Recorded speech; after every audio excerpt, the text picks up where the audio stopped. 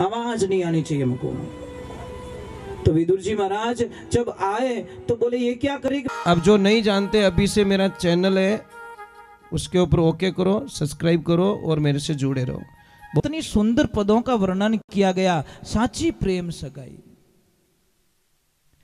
मतलब लास्ट में बात कहां अटक रही है? प्रेम पे। आप कितना झंझट कर लो, अगर प्रेम नहीं है तो देखिए, एक पति ने अपनी लक्ष्मी को बोला कि लक्ष्मी आप मेरे से शादी कर रहे हो? कि हाँ। कि आपको जो चीज चाहिए मैं दे दूंगा। आपको गाड़ी चाहिए, मन मांगी गाड़ी मांग लेना। आपको विदेश में टूर करना है, जहां जाना मैं टूर करवा दूंगा। आपको क्या खरीदना है कपड़ों में, वो सारे कपड़े दिला दूंगा। आपको गहना कैसा लेना है, आपको गहना मैं दे दूंगा। बंगला बना के मैं दे दूंगा, पर एक चीज मैं नहीं दे पाऊंगा। क्या? कि मारो मन थारा में नहीं है, कटे अटकी उड़ो है। अब बोलो वो लड़की मान पाएगी क्या? कि बाहर रखो तुम्हारी गाड़ी को, रखो तुम्हारे बंगले को, रखो तुम्हारे गहने को, मने तो आप चाहिए। समझ में आ रहा कि नहीं आ रहा है? मतलब भगवान कहीं क्या ये चीजों मने नहीं चाहिए, मने चाहिए थारो मन। तन नगरी, मन मंदिर और परमात्मा उसके अंदर, उसके अंदर है भगवान। तो विदुर जी महाराज अब वहां से भोजन प्रसाद नहीं कर रहे हैं भगवान। उद्धव जी को बोलते, उद्धव चलो विदुरगढ़, हम जाते विदुरगढ़। और जैसे ही विदुर जी के घर पे आते हैं, विदुर जी तो कुछ बाजार में गए हुए थे, कुछ सामग्री लाने के लिए भगवान आ रहे हैं। समाचार तो भेज दिया, पर देखो विदुरानी की क्या दशा होती है। प्रेम इसको कहते सब, प्रेम उसको नहीं कहता है। अब विदुर रानी जी कुछ काम में थे, बाहर से दरवाजा बजा दिया, अंदर से आवाज आई गई। उस स्थिति का मैं वर्णन भी नहीं कर सकता। आप सबों ने कई बार भागवत में सुना होगा कि वो किस स्थिति में थे। तन पे कपड़े भी नहीं है। जैसे ही आवाज आई गई कृष्णा, भूल गई शुद्ध बुद्ध। अब शुद्ध बुद्ध याद रहे तो भगवान की भक्ति नहीं रहे। यही तो है ना, शुद्ध बुद्ध खो जाए ना तब सोचना के दुनिया क्या। के मैंने परसों पहले एक शब्द बताया आपको, दीवार पे लिख देना एल के, लोग क्या कहेंगे उसकी परवाह मत करो। लिख दो बड़े अक्षरों में, कोई दिक्कत नहीं है।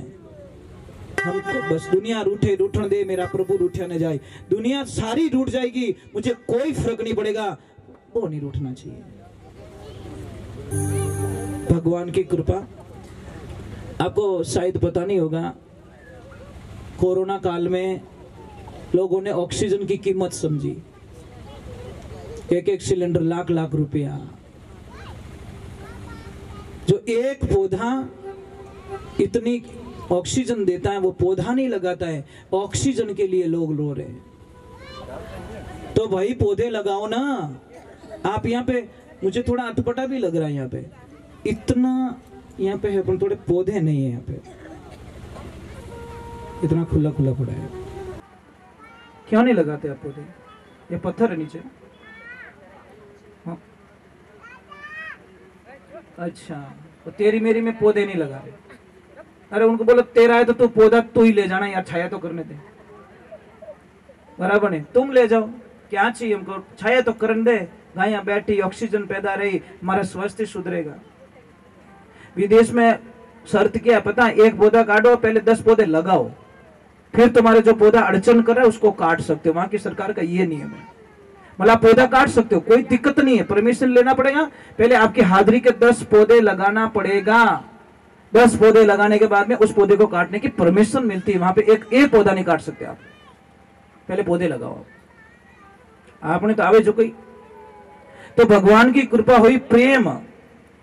और विदुर रानी अंदर इस स्थिति में थी, जैसे दरवाजा खुलवाया अंदर से दौड़ के आई, दरवाजा खोल दिया, शुद्ध बुद्ध चली गई। और आपको पता है क्या किया उन्होंने? जहां पे भगवान श्री कृष्ण का आसन था वहां पे विदुर रानी खुद बैठ गई। और जहां विदुर रानी का आसन था वहां मेरे भगवान को बैठा दिया। यही तो है नहीं भगत और भगवान की लीला। पर भगवान भी कितने अच्छे हैं, बैठ गए। अब खिलाए क्या, पास में केले पड़े थे। अब विदुरानी नहीं चाहती थी मैं एक सेकंड के लिए चेहरे से नजर हटा लो, तो केड़ो लियो हाथ में, पर सुरता में कौन, भगवान। केला छील रही है, फेंकना तो छिलका था, फेंक दिया अंदर से केला, और छिलके छिलके भगवान को खिला रही है। और भगवान खा रहे हैं, भगवान खा रहे हैं। इसीलिए कहते हैं कि बिलनी रा बोर सुदा मारा तंदुर रुच रुच भोग लगाई, दुर्योधन रा मेवा त्याग्या साग विदुर घर खाई, संतों साची प्रेम सगाई, कर्म कटे 84 छूटे जीव प्रेम पद पाई। ये होता प्रेम भाव होना चाहिए, विचार होना चाहिए। हमारी विचारधाराओं को भटकाने मत दो। हमारी पहचान इन ड्रेस से नहीं है, इन कपड़ों से नहीं है, इन गहनों से नहीं है। हमारी पहचान निज नाम से। आज हम कपड़े चेंज करके चेंज होना चाहते हैं, ये संभव नहीं है। आप क्या सोचते हो मैं ड्रेस चेंज कर दूंगा तो मैं बदल जाऊंगा? नहीं, खाली बारे खोड़ियों बदलने की नहीं रेवे, अंदरी तलवार भी बड़ी मजबूत होनी चाहिए तो आनंद आवे। ये बगीचा है, ये भगवान ने क्या लगाया, ये बगीचा ही थे। पता नहीं किस फूल को माली आएगा, हाँ, वो तोड़ के ले जाएगा, कोई मना नहीं कर सकता उसको, वो मालिक है, अधिकार है। पता नहीं कली तोड़ दे तो कौन जाने, वो कली तोड़ दे, मना कर देंगे मालिक को। कली पसंद आ गई, मतलब छोटे बच्चे को भी उठा लेंगे तो कई लोग बोलते हैं जितनी उम्र थी, छोटा उम्र था, इस उम्र में उसको लेके, अरे भगवान को पसंद आ गया, कली पसंद आ गई, लेके चले गए, बस उसका अधिकार है, बगीचा लगाया उन्होंने, कोई मना नहीं कर सकता। वहां मौत के सामने किसी के लिए, क्योंकि मौत आपको पता है मौत के कान नहीं है। वो क्या कहते, भगवान मेरे कान होंगे ना, कोई रोएगा मैं छोड़ दूंगी, दया आ जाएगी मुझे, अरे बेचारे बहुत तड़प रहे हैं, नहीं लेके आओ, पर मुझे आवाज नहीं आनी चाहिए, चाहे कितने भी रोए, मुझे बिल्कुल सुनाई नहीं देना चाहिए। मैं उस जीव को आराम से ले आऊंगी, अगर मैंने सुन लिया तो मैं वहीं छोड़ दूंगी, दया आ जाएगी मुझे। तो पहले ही काल और मौत ने बोल दिया, कान नहीं चाहिए मेरे को, आवाज नहीं आनी चाहिए मुझको। तो विदुर जी महाराज जब आए तो बोले ये क्या करी कि भगवान को जिमा रही हूं, अरे ऐसे कैसे जिमा रही है। तब उनको पता चला कि सारे छिलके तो भगवान को प्रसाद में जिमा लिया। परंतु जब विदुर जी महाराज जिमाने लगे तो भगवान ने थोड़ा मुंह मोड़ लिया, बोले क्या हुआ प्रभु के दस, वो स्वाद नहीं आया, जो स्वाद विदुरानी के छिलकों में स्वाद था, वो आनंद था, वो इस गिरी में नहीं है, केले में नहीं है। प्रेम तो विदुर जी को भी था, पर शुद्ध बुद्ध खो के जो भगवान की तरफ जाते नहीं। मीराबाई को लोग कितना ताना मारते थे ना। तो देखो मीरा क्या कह रही है, ऐसे तो आरती का टाइम हो गया, अपन क्या करें, छूटता नहीं चाहिए। आंबू पाको तो पाको, पाकी जने घणी पड़ी नीचे आगा, माडानी तो नहीं तोड़ना, समझ में आई नहीं, वो तो पाकी जने ऑटोमेटिक झाबड़ी पड़ जाएगी, वो ऑटोमेटिक रुके ही को नहीं। एक आध भजन सुना लेता हूँ, अपन क्या करें। देखो आप लोग बहुत अच्छे हो, अच्छे नहीं बहुत अच्छे हो। मैं आपको लास्ट में कुछ लिखवाऊंगा, वो लेके जाना। मैं हर दिन लास्ट में कुछ लिखवाऊंगा, वो आपके काम की चीज होगी। वो मैं जो पढ़ता हूँ शास्त्रों में, मैं चाहता हूँ आप तक पहुंचे। मेरे तक अकेले तक रख के क्या करूंगा मैं, समझ में आई नहीं। एक मटकर मैंने पानी ढक्कन देन रख दियो तो वो 15 दिन बाद में पीवे जड़ो ही नहीं रहे। इससे बढ़िया उसको पिलाते रहो, भरते रहो, पिलाते रहो, भरते रहो। तो हम यही करते, रोज पढ़ते हैं, रोज उस मटके को खाली करते, लोगों तक पहुंचा देते कि चलो मैंने रात को ये पढ़ा है, सुबह में ये पढ़ा है, मैंने शास्त्र में ये पढ़ा है। मैं चाहता हूँ आप तक वो पहुंचे, ये चीज है। अच्छा मुझे एक बात बताइए, आप मांग क्यों भरते हो? हाँ मांग भरते क्यों भाई? मांग भर रहे, परिभाषा तो पता होना चाहिए, मांग की परिभाषा तो होनी चाहिए, ठा तो पढ़नी चाहिए। हम लाइसेंस क्यों बनाते गाड़ी का? समझ में आ रही नहीं है? ये आपका लाइसेंस है। मांग क्या कहती है? आप शादीशुदा हो। लाइसेंस क्या है? कि आप सरकार के ऑथोरिटी में आप ड्राइवर पक्के हो, ये आपका लाइसेंस है। मांग भरी कैसे जाती ये बताओ मुझे, कोई देवी बता दो, ताकि कोई भूल होगी तो मैं हैंड टू हैंड बता दूंगा आपको। मैं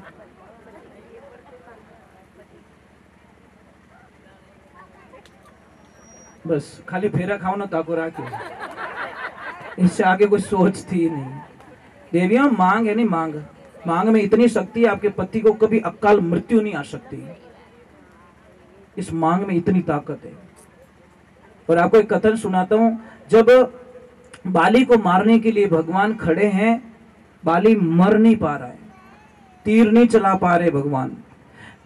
तो सुग्रीव जी कह रहे प्रभु क्या हुआ, हे नाथ नारायण क्या हुआ? मांग भर के रखी है और जब तक वो मांग भरी हुई है मेरे बाण काम नहीं करेंगे, क्योंकि वो पतिव्रता नारी है और पतिव्रता के नारी के अंदर ब्रह्मांड में कोई ऐसा देव नहीं है जो उसके पति को मार सके, यमराज भी नहीं मार सकते।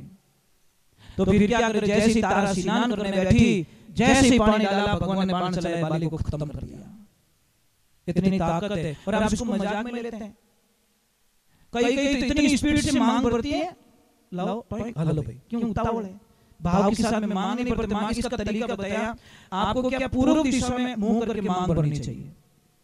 मलहामी सूरज, सूरज भगवान जिधर से निकलते हैं ना, उस दिशा में घूम के मांग भरिए और बोलिए मेरे पति की रक्षा करना। उत्तर दिशा में मुंह करके मांग भरोगे तो आपके पतिदेव का धंधा अच्छा चलेगा। अगर पश्चिम दिशा में मुंह करके जिधर सूरज डूबता है उधर मांग करके मुंह करके मांग भरोगे तो आपके पति एनी टाइम बीमार रहेंगे, बॉडी पेन रहेगा, कोई न कोई तकलीफ उनके शरीर में रहेगी। डॉक्टर के पास जाओगे, चेक करोगे, नॉर्मल रिपोर्ट आएगी। और दक्षिण दिशा में भूल करके भी कभी मुंडो मत कर जो, क्योंकि पति गए हैं बाहर, वापस आएंगे नहीं आएंगे इसकी कोई गारंटी नहीं है। समझ में आ रही है? इस मांग से इतना असर पड़ता है। दिशाएं बहुत कुछ देती है, दिशाएं बहुत कुछ हमको दे देती है, पर दिशाओं की जानकारी होनी हमारी जरूरी है। समझ में आई नहीं? और एक साइड में मांग मत भरा करो, मांग सीधी होनी चाहिए, सही है। साइड में मांग भरती है ना, उसका पति एनी टाइम हर तीसरे चौथे दिन उससे झगड़ा करेगा भयंकर। आप प्रयोग कर लीजिए, मेरी बात पे विश्वास नहीं, 15 दिन मांग भर के देख लो तिरछी, देखो कैसे झगड़ा होता है।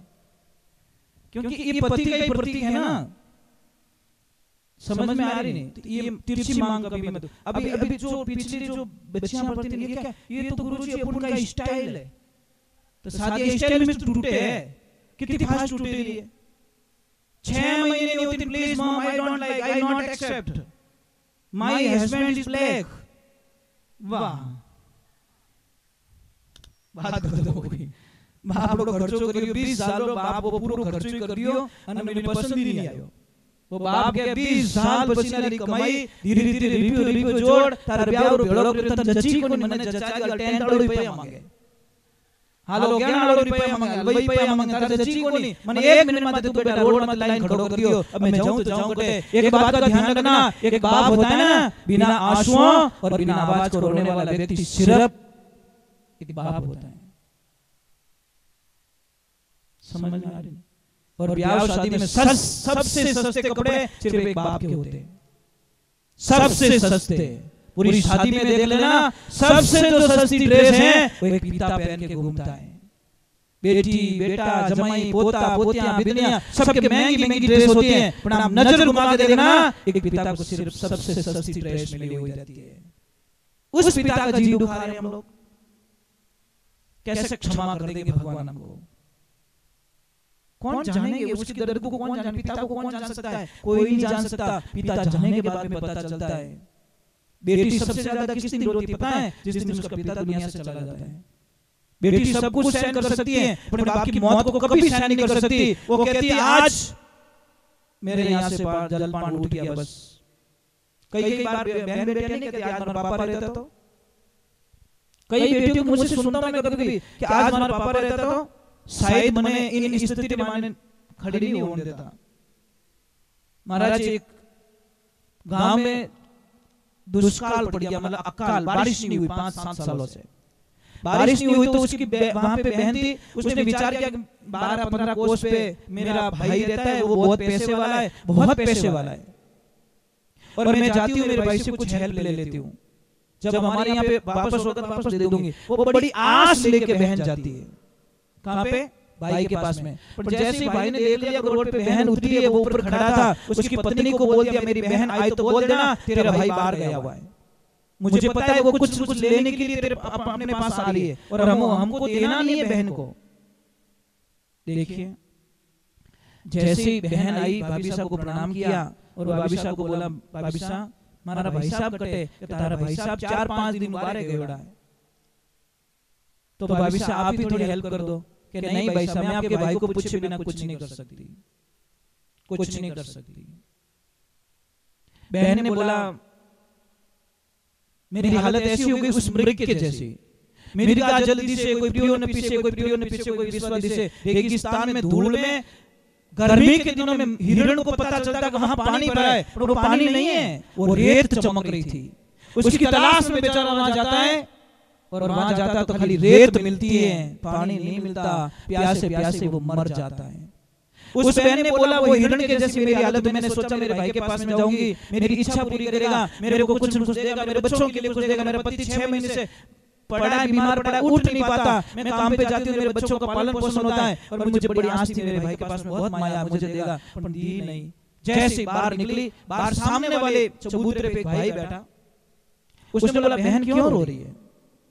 कि मैं इस काम से आई भैया और मतलब मेरा भाई बाहर चला गया। देखो वो बोला मैं बहन तेरी जात का तो नहीं हूँ, तेरे परिवार का नहीं, तेरे खून का रिश्ता नहीं है, तेरे रिश्ते में भी नहीं हूँ, पर मैं थारे गाँव रो भाई हूँ। गाँव का भी तो भाई होता है भाई, गाँव पे जाते ने जन्म लिया तो वो भाई तो हो, वो भाई बाहर गया ये तो नहीं गया, वो भाई तो अटी है, बोल थारे कई चीजें, वो एक भाई गया पगली गाँव रो भाई तो नहीं गयो। भाभी साहब ने बोला लो पड़े देख थारा भाई से आया है या मुसीबत में है या चीज जो को दे दे, देखो पत्नी मिले तो ऐसी मिले, बोले भाई साहब थारे चीज कहीं पूरी गाड़ो भर दियो, बैल गाड़ो दान भर दियो, पैसा दे दिया, वो दे दिया, वो दे दिया, और गाड़ी दे के बच्चे को रवाना किया, जा बेटा बुआ जी को घर पे छोड़ गया। जैसे बच्चा जाता है, पीछे पति पत्नी दोनों धर्मात्मा थे, सत्संगी जीव थे, भागवत सुनने वाले थे, भगवान की कथा करने वाले थे, पूजा पाठ करने वाले थे, यज्ञ हवन करने वाले थे, तीर्थों में गए हुए थे। तो उन्होंने बोला कि हमारा बच्चा बाहर गया है छोड़ने के लिए, अगर बाईसा ने कुछ उसको खिला दिया और उसके बदले में उसने कुछ नहीं दिया तो हमारा धर्म खत्म हो जाएगा, हमारा सारा पुण्य खत्म हो जाएगा। दूसरे तीसरे दिन देख रहे बच्चा पैदल आ रहा है, आते बेटे को पूछा बेटा बैलगाड़ी कहाँ है? अरे पिताजी आपको पता नहीं है, वहां पे गया बुआ जी ने मनवार कर ली, नहीं बेटा कुछ खाना पड़ेगा, बुआ जी ने कुछ खिलवा दिया, जेब चेक किया तो 1 रुपया नहीं निकला, तो मैं तो उस रोटी के बदले में बुआ जी को बैलगाड़ी दे के आ गया। बोला तू तो मारो ही बाप निकलियो, तू तो बड़ा दानी महादानी निकल गया, हम तो थोड़ा दान किया, तू तो बैलगाड़ी दे के आ गया।